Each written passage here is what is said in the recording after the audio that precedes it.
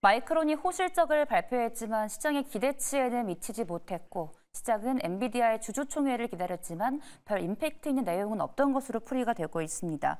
그래서일까요? 전일 미증시 3대 지수 소폭 상승에 그쳤고 현재 마이크론 4% 넘는 하락세 보이고 있습니다. 미국 현지 연결해서 자세한 개장 상황과 함께 글로벌 이슈 짚어보겠습니다. 뉴욕경제 전문 유튜버입니다. 유선아님 연결돼 있습니다. 안녕하세요.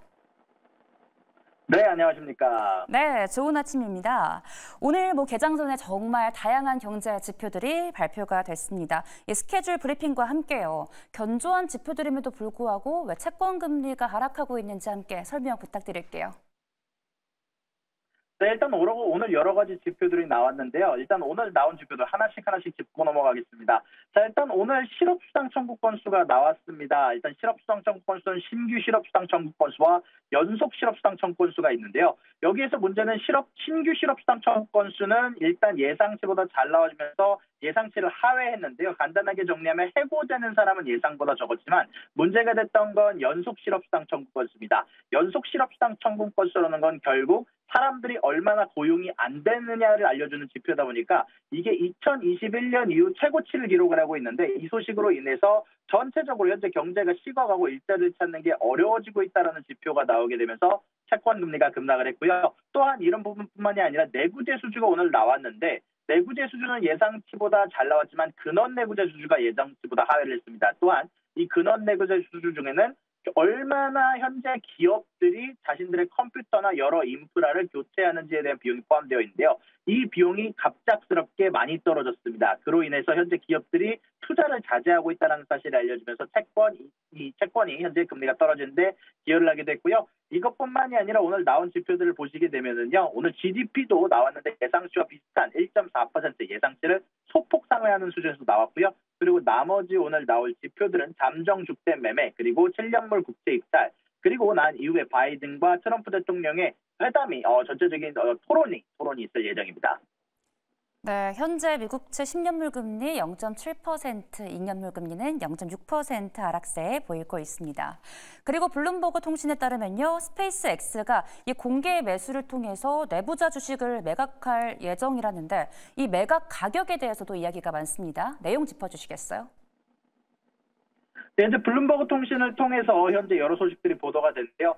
스페이스X가 직원들과 투자자들이 보유한 내부자 주식을 주당 112달러에 공개 매수할 예정이다라고 보도가 됐습니다. 이러한 매수 가격은 지난달 논의 당시 2천억 달러보다 높은 가격으로 회사의 가치가 평가가 됐는데요.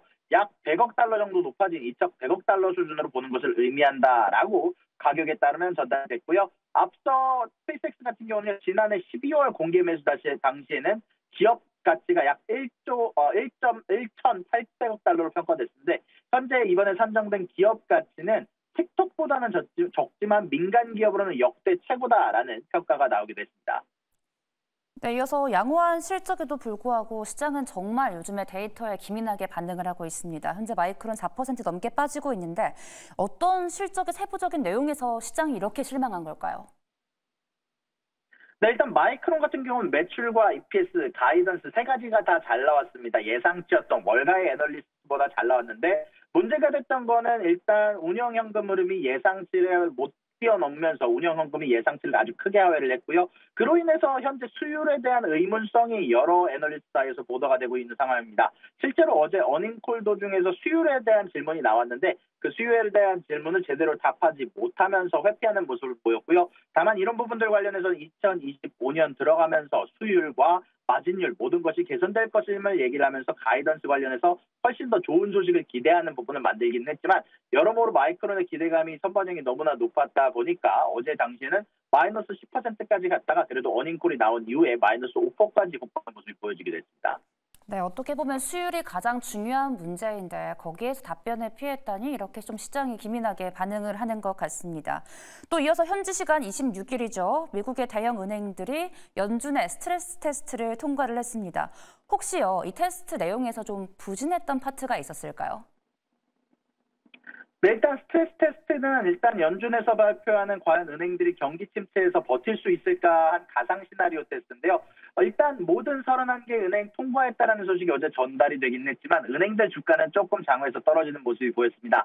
자, 그 이유는 전년도보다 테스트 결과가 안 좋았기 때문인데 분명히 전년도에는 분명히 이런 경기 침체가 오더라도 2.5%가량만 자본의 손실이 있을 것으로 예상이 됐다면 이번에 테스트 결과에서는 2.8%까지 늘어난다는 결과가 나오게 되면서 2019년 이후로는 가장 많은 자본의 손실이 예상된다는 지표가 나왔습니다.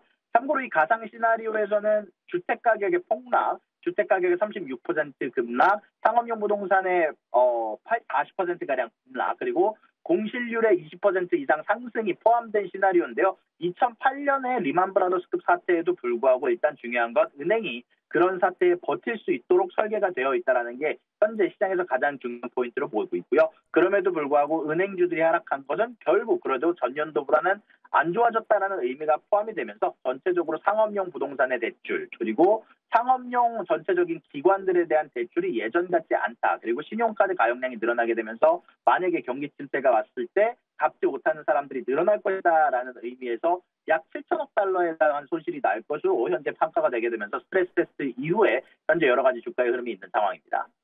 네, 테스트를 통과한 은행들은 배당금의 지급을 재개하고 자사주 매입을 발표할 수 있다고 합니다. 계속해 주가 흐름 체크하시기 바랍니다. 지금까지 뉴욕 증시 경제 전문 유튜버 유선남님과 함께했습니다. 오늘도 고맙습니다. 수고하셨습니다.